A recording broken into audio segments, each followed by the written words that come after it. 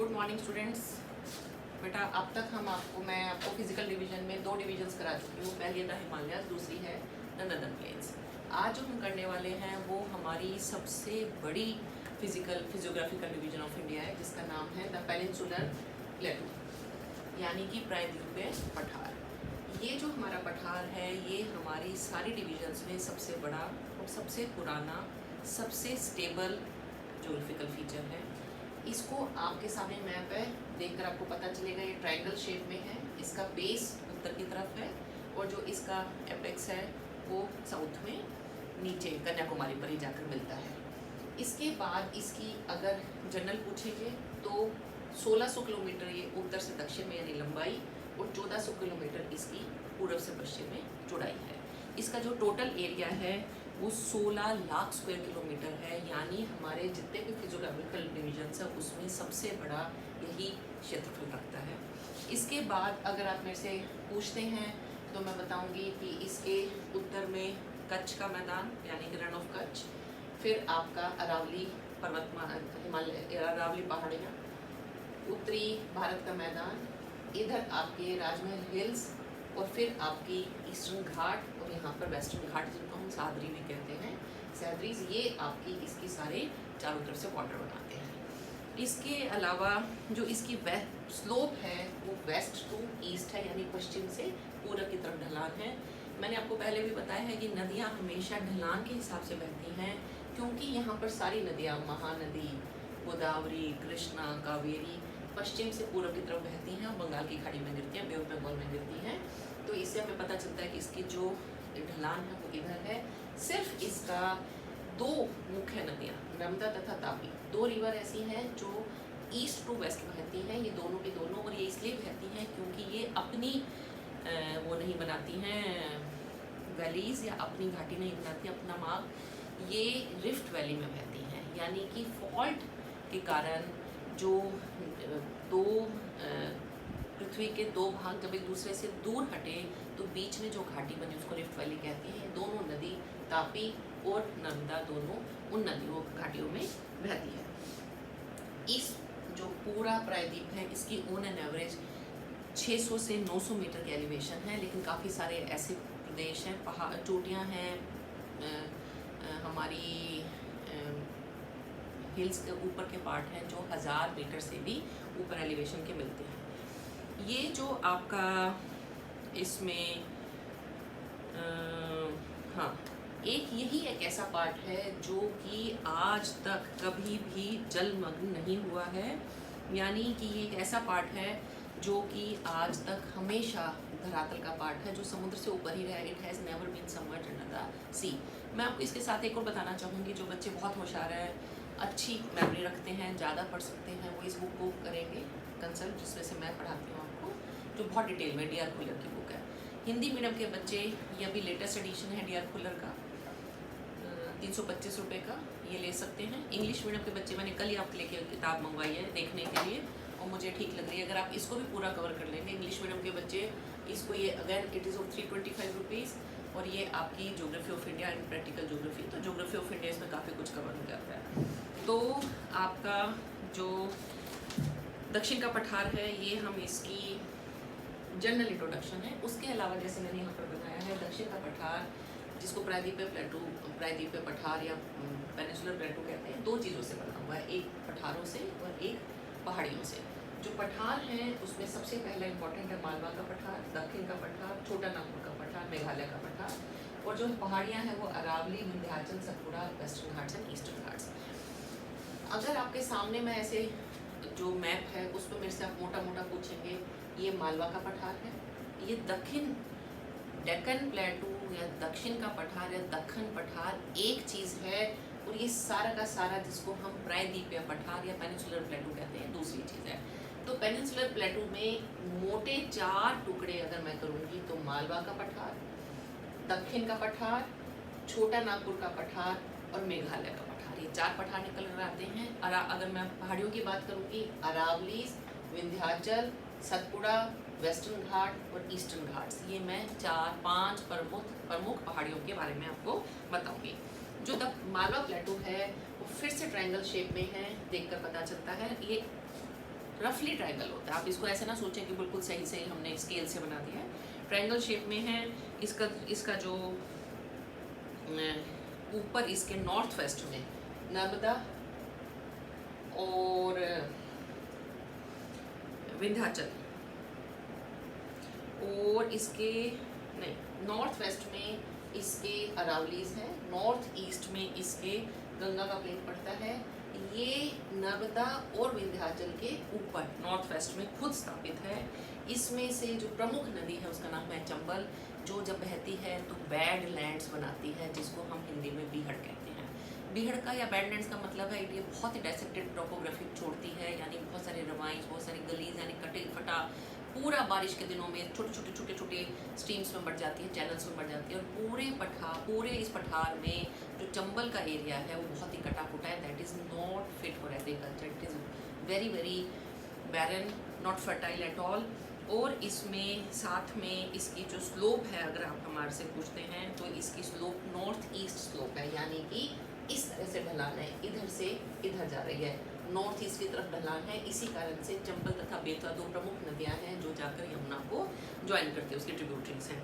इसके अलावा जो चंबल है, आपने इसको सुन रखा होगा, ये क्योंकि इतना कटा प्रदेश है, इसमें सबसे पहले तो ये फर्टाइल नहीं है, इसमें अच्छा कुछ खाने को नहीं मिलता था, तो लोग यहाँ पर बहुत ज़्यादा मात्रा में डाकू बहुत रहे, जिसमें कि आप पान सिंह तोमर अपनी फिल्म देखी होगी तो वो इस एरिया से बिलोंग करता था। फूलन देवी जो बहुत मानी हुई एक डकॉइट रही थी, बाद में एमपी भी बनी हमारे यहाँ की, वो यहाँ से थी। और इसकी पूरी हिस्ट्री ही डाकुओं से भरी पड़ी थी। चंबल की घाटी की किसी टाइम पर ये बहुत ही बदनाम थी और यहाँ पे क्रॉस करते लोगों को डर लगा करता था। अब इसमें काफ़ी सुधार हो चुका है। इसकी जो पूरे मालवा प्लेटू की जो एवरेज हाइट है वो 800 metre above mean sea level है, और ये हार्ड रॉक्स, ग्रेनाइट वगैरह से मिलकर बना हुआ है। तो ये ट्रायंगल शेप में है, इधर इसके अरावलीज पड़ता है, यहाँ पर इसके गंगा का मैदान पड़ता है, और नीचे इसके विंध्याचल, सतपुड़ा और नर्मदा नदी पड़ती है। दूसरा आता है डेक्कन प्लेटू, ये उल्टा, अब आप देखेंगे ट्रायंगल बनाता है। इसमें इसको मैं जो आगे अगर आप मेरे से पूछेंगे तो मैं इसको कहूँगी कि इसको मैं महाराष्ट्र के पठार में, कर्नाटका के पठार में और आंध्र प्रदेश के पठार में बांटूंगी। मालवा के प्लेटू में भी आगे अगर आप देखते हैं तो बुंदेलखंड का, बागलखंड का और रोहिलखंड, ये अलग अलग छोटे छोटे पठार है, बुंदेलखंड, बागलखंड और रोहिलखंड। तो ये आगे इसके हम बहुत डिटेल में नहीं जाएंगे। जो बच्चे ज़्यादा डिटेल में करना चाहते हैं, बड़ी वाली बुक में D R. Khullar comprehensive study of India, उसमें पूरा डिटेल में पठार के बारे में दे रखा है, पठारों के बारे में आप कर सकते हैं। मैं एक एवरेज बच्चे को ध्यान में रखकर ये बता रही हूँ, और जितना आपके पास टाइम होगा करने के लिए, कितना बड़ा पेपर होगा, कितना टाइम होगा, आप कितना लिख सकते हैं, उसके हिसाब से अगर आप इन 4-5 पठारों को लेकर और आगे इनके छोटे छोटों के नाम लिख आएंगे तो बहुत। अब जो दूसरा पठार है जिसको हम डेक्कन प्लेटू कहते हैं, ये 2 लाख स्क्वायर किलोमीटर को कवर करता है। इसकी स्लोप फिर से वेस्ट टू ईस्ट है। ऊपर इसके तापी नदी है, यहाँ पर साइड में इसके ईस्टर्न घाट है, एक तरफ वेस्टर्न घाट है। ये तापी और विंध्या पर्वत के सतपुड़ा के नीचे की तरफ से शो होता है। ऑन एन एवरेज इसकी 600 मीटर एलिवेशन है। ऊपर की तरफ इसकी एलिवेशन का जो ये वाला है 500 मीटर है। नीचे की तरफ पहाड़ियाँ ज़्यादा हैं, ऊंची चोटी है, अन्नामलाई की चोटी है, आपकी ऊटी जहाँ पर पड़ता है, ये सारी की सारी नीलगिरी पर्वतमाला है, वहाँ के पास इसकी जो ऊंचाई है वो 1000 metre above mean sea level on an average हो जाती है। इसमें सिर्फ नर्मदा और तापी 2 ऐसी रिवर हैं जो पश्चिम की तरफ बहती हैं। बाकी सारी रिवर हैं जो आपकी पूरब की तरफ बहकर बंगाल की खाड़ी में गिरती है। महाराष्ट्र प्लेटू, आंध्र प्रदेश प्लेटू, कर्नाटका इसके आगे छोटे छोटे कई भागों में बटा हुआ है, वो इसके आगे के पार्ट है, यहाँ पर आपको दिख भी रहे हैं ये। और इसके अलावा ये जो रिवर्स हैं, बाकी रिवर्स हैं, उन्होंने बहुत बड़ी बड़ी मात्रा में बड़ी बड़ी वैलीज बनाकर इस सारे पठार को भागों में बांटा हुआ है। तीसरा जो हम बात करेंगे वो है छोटा नागपुर का प्लेटू। ये आपको पता है गोंडवाना लैंड की रॉक से बना हुआ है। ये बागलखंड के ईस्ट में पड़ता है। इसमें जो प्लेटू है इसका टोटल एरिया है 87,000 स्क्वायर किलोमीटर, और ये झारखंड, छत्तीसगढ़ और वेस्ट बंगाल का पुरुलिया डिस्ट्रिक्ट है। इस सारे को मिलाकर हमारा बनता है छोटा नागपुर का प्लेटू। ये इसमें प्लेटू के नॉर्थ वेस्ट में सोन नदी बहती है और जो जाकर गंगा में मिल जाती है। उसके अलावा इसमें दामोदर, सुवर्णरेखा, नॉर्थ कोयल, साउथ कोयल और एक बारका, ये इसकी मुख्य नदियां हैं जो वेस्ट से ईस्ट की तरफ बहती हैं। इसमें ऑन एन एवरेज अगर आप देखेंगे तो 700 metre above mean sea level इसकी ऊंचाई है पूरे। अगर आप एवरेज निकालेंगे इसमें ज़्यादातर ग्रेनाइट की रॉक्स हैं, लावा के दक्षिण के पठार के लावा की रॉक्स हैं और गोंडवाना लैंड की टाइप की रॉक्स हैं, उन सब से मिलकर बना है। और यहाँ पर इसकी जो एक खासियत है वो है कि इसका जो हायर पार्ट है उसको पैट कहते हैं, PAT, जो कि लगभग 1100 मीटर, पूरे पठार का जो ऊपर का पार्ट है वो 1100 मीटर के करीब है। उसके बाद इस पठार में इस तरह से दोनों तरफ से ये स्टेप्स के हिसाब से नीचे की तरफ उतरता है। और यहाँ से जब नदियाँ यहाँ पर चारों तरफ आती हैं तो वो वाटरफॉल्स बनाते हुए नीचे गिरती हैं, यानी जलप्रपात बनाती है। जब भी नदी कहीं ऊपर से नीचे गिरेगी तो जलप्रपात बनाएगी। तो यहाँ पर जितनी भी नदियाँ मैंने आपको बोली हैं ये सारी की सारी जलप्रपात बनाती हैं। इसके अलावा गोंडवाना कोल फील्ड के कारण यहाँ पर भारत का बहुत बड़ी मात्रा में कोयल मिलता है। और यहाँ पर इस जो दामोदर के आगे की ऊपर की तरफ हम देखते हैं तो हमारे को हजारीबाग प्लेटू दिखाई देता है। ये हजारीबाग प्लेटू है। इसके साथ ही हजारीबाग की जो ऑन एन एवरेज है 600 metre above mean sea level height है। इसके अलावा यहाँ पे पारसनाथ नाम का एक अकेली ऊंची पहाड़ी खड़ी है जिसकी ऊंचाई 1366 मीटर है। एक रांची प्लेटू है जिसमें 600 मीटर ऊंचाई है। राजमहल प्लेटू है जिसमें 400 मीटर ऊंचाई है। तो अगर आपके एक छोटा सा 2 नंबर का क्वेश्चन आ जाता है, छोटा नागपुर पठार के बारे में लिखें, तो आप इसमें बहने वाली नदियाँ, इसका फ्लो, इसका ऑन एन एवरेज एलिवेशन, इसका एरिया, सबसे बड़ी बात है कि इसमें आपके किस तरह से हमें गोंडवाना लैंड और इन सब के कारण हमारे कोल फील्ड्स कितनी मात्रा में कोल मिलता है, इसमें ये किस तरह से पठार के रूप में इसमें से जलप्रपात बनाते हुए नदियाँ गिरती हैं, कौन कौन सी नदियाँ हैं, और इसके साथ हजारीबाग का प्लेटू, रांची का प्लेटू और साथ में आपका राजमहल प्लेटू है, ये इसके साथ में आते हैं। फिर है लास्ट में द मेघालय प्लेटू, जिसको हम शिलोंग प्लेटू भी कहते हैं। ये एक आपके सामने दिखाई दे रहा है रेक्टेंगुलर शेप का रेक्टेंगुलर ब्लॉक दिखाई देता है जिसको हम मेघालय प्लेटू कहते हैं। अब आता है, तुम लोगों को एकदम से हैरानी होगी कि ये प्लेटू तो यहाँ पर दिखाई दे रहा था, इसके साथ ये कहाँ पर आ गया। तो आप ये समझेंगे बेटा ये इसी का एक एक्सटेंशन है जो हमें यहाँ पर दिखाई देता है। इसको आप ईस्टर्न हिल्स या पूर्वांचल से नहीं जोड़ेंगे। जो पूर्वांचल मैंने आपको पहले कराया था उसमें आपको Naga hills, Patkai hills, Mizo hills, ये सब हिल्स मिलेंगी। लेकिन इस तरफ की जो ये 3 हैं जिसमें है गारो, खासी, जयंतिया और मिकेन हिल्स हैं, वो पेनिनसुलर प्लेटू का पार्ट है। अब इसके बीच में जो ये पूरा पोर्शन है इसको गारो राजमहल गैप कहते हैं। ये फॉल्ट से, जैसे मैंने आपको बताया था, जब 2 पार्ट आपस में एक दूसरे से दूर चले जाते हैं तो उनके बीच में जो फॉल्ट आता है, जो हिंदी में नहीं याद आ रहा है क्या बोलेंगे इसको, हम फोल्ड को बलित पर्वत कहते हैं और फॉल्ट को हम भ्रंश। तो जो भ्रंश घाटी बनती है ये एक इस तरह का एरिया था जिसमें गंगा और उसकी सहायक नदियों ने धीरे धीरे इसको मिट्टी से भर दिया और ये पूरा मैदान का रूप धारण कर गया। और यहाँ पर आपको ऊपर की तरफ जो दिखाई देता है उसको मेघालय प्लेटू कहते हैं। इसका टोटल एरिया है 35,000 स्क्वायर किलोमीटर। और इसमें जो इसकी जो स्लोप है उत्तर की तरफ बंगाल की तरफ ब्रह्मपुत्र रिवर की तरफ यहाँ की नदियाँ बहती हैं, और नीचे की तरफ है जो वो साउथ में मेघना रिवर में जाकर मिल जाती हैं। तो इसकी जो स्लोप है वो दोनों तरफ से, नॉर्थ में इधर ब्रह्मपुत्र में चली जाती हैं नदियाँ और साउथ में है वो आपकी मेघना रिवर में वैली में, सूरमा और मेघना वैली में चली जाती हैं। इसमें 3 आपको मुख्य दिखाई देती हैं, गारो, खासी, जयंतिया। जो गारो है उस हिल की ऊंचाई है 900 मीटर, जो खासी और जयंतिया है उसकी है 1500 मीटर, और जो मिकर हिल्स हैं उसकी है 700 मीटर। ये जो है इसका जो वेस्टर्न साइड है वो बांग्लादेश, आपको दिखाई भी दे रहा है ऐसे, तो ये बांग्लादेश के साथ हमारा बॉर्डर बनाता है। और इसका जो हाईएस्ट पॉइंट है उसका नाम है शिलोंग, जो 1961 मीटर ऊंचा हिल स्टेशन है। अब ये आपका ख़त्म हुआ है 4 प्लेटू मेन, जिसमें मैंने आपको अंदर उनके नाम बताए। अगर आप मालवा प्लेटू करेंगे तो साथ में भागलखर, बुंदेलखंड और रोहिलखंड के बारे में लिखेंगे। इस प्लेटू की बात करेंगे डेक्कन की तो महाराष्ट्र, कर्नाटका और आंध्र प्रदेश के प्लेटू की बात करेंगे।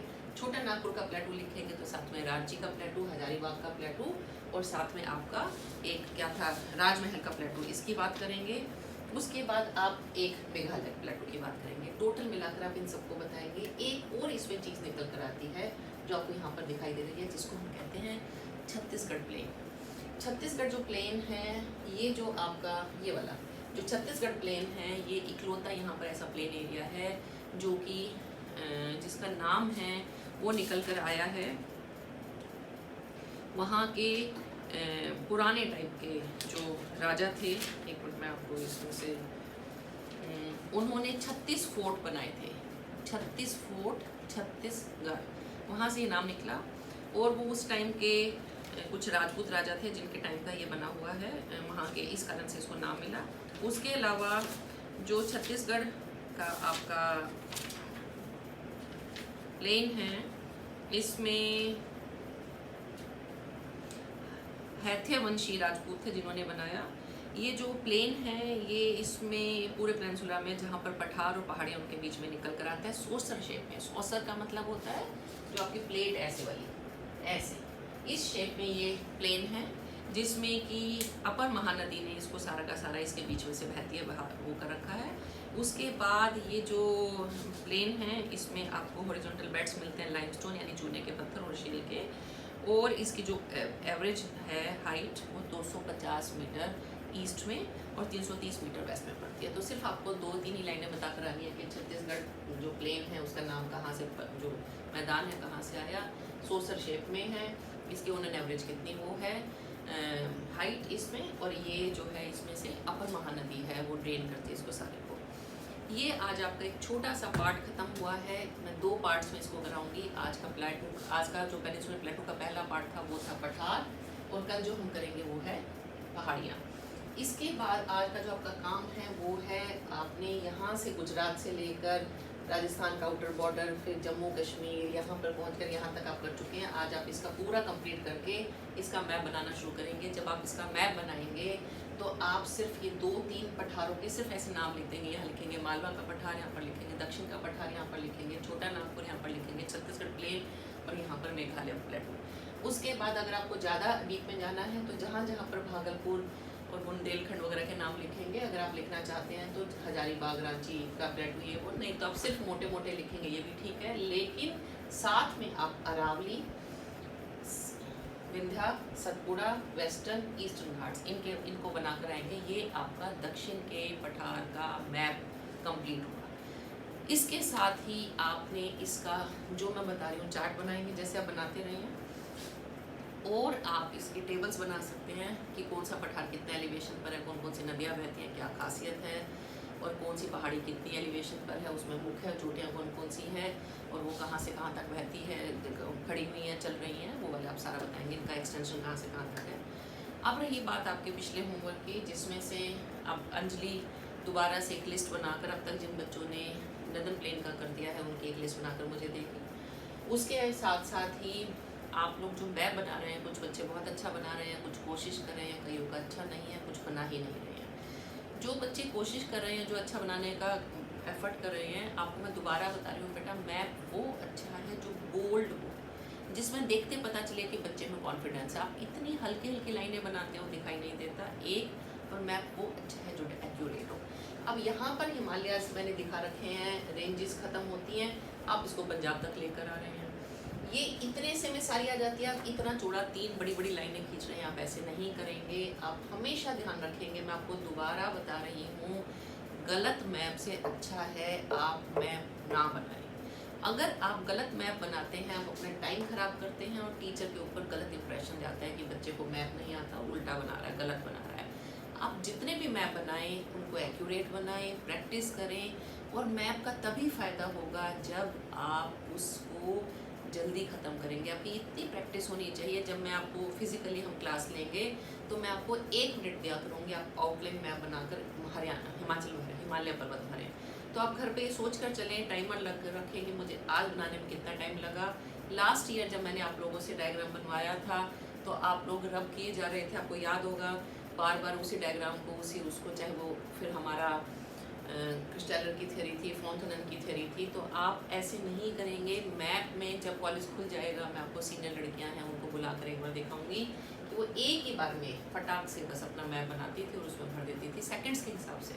तो आप डेली की प्रैक्टिस करें, और मेरे को इम्प्रेस करने के लिए आप ट्रेस कर मैप या आप उसको देख कर घंटे में अगर बना रहे हैं तो नहीं है। मैं आपको एक और सजेस्ट करूँगी, जब आप मेरे को मैप भेजेंगे नीचे टाइम लिखें कि टाइम 1 मिनट, 1.5 मिनट, 2 मिनट, ताकि मुझे पता चले आप कितना टाइम लगा रहे हैं। और बेटा इसमें जब आप हम दूर से पढ़ रहे हैं तो इसमें आपको you have to lie the policy of honesty, that you have to be very very honest with me. आ रहा है, नहीं आ रहा है, करना है, नहीं करना है, पढ़ रहे हो, आपका पेपर में सामने आ जाएगा। लेकिन आप अच्छा ये होगा कि आप मुझे टाइम पर काम करके दें, खुद बना कर दें, ट्रेस ना करें, और कोशिश करें कि डेली प्रैक्टिस करें ये सोचकर कि मैडम हमारे लिए रोज़ रिकॉर्ड करती है, पहले मैं पढ़ती हूँ, नोट्स बनाती हूँ, और फिर उसके बाद आपको रिकॉर्ड करती हूँ, रिकॉर्ड करने के बाद आपको लिंक डालती हूँ, फिर आपका होमवर्क चेक करती हूँ जो आप मेरे को असाइनमेंट्स भेजते हैं। तो आप ये देखिए कि आप कितनी मेहनत कर रहे हैं। और इसके साथ ही मैं अब आजकल में आपको गूगल मीट के लिए टाइम बता दूंगी। हम शाम के टाइम पे, और हो सकता है कॉलेज में भी, अगर हमारा कॉलेज का टाइम मेरे को लगता है ज़्यादा अच्छा रहेगा, मेरे को एक डोंगल लेना पड़ेगा, तो हम कॉलेज में मैं आपके साथ लिंक शेयर करके एक दिन पहले बताया करूँगी टाइम, हम गूगल मीट करेंगे ताकि आपकी कोई क्वेरीज हैं तो हो। और अभी तक मैं आपको 6, 7, 8 वीडियोस डाल चुकी हूँ। आपको उनमें से कोई सजेशन देनी है, अलग से देनी है, आप मेरे फ़ोन पर अलग से बता सकते हैं कि मैडम ये चीज़ हम आपको सजेस्ट करना चाहेंगे, तो मैं आपको ये जैसा बताएंगे मैं उसमें चेंजेस लाऊंगी। क्योंकि आप समझते हैं ये मेरे लिए और आपके लिए पहली बार एक्सपीरियंस है। हम लोगों की भी इतने साल की सर्विसेज में हमने ये नहीं किया, डायरेक्ट नहीं पढ़ा पा रहे हैं। तो ये आज आपका पेनिनसुलर प्लेटू का फर्स्ट पार्ट ख़त्म हो गया। जो नेक्स्ट वीडियो डालूंगी मैं वो आपकी हिल्स की डालूंगी, फिर उसके बाद ये ख़त्म हो जाएगा। Thank you.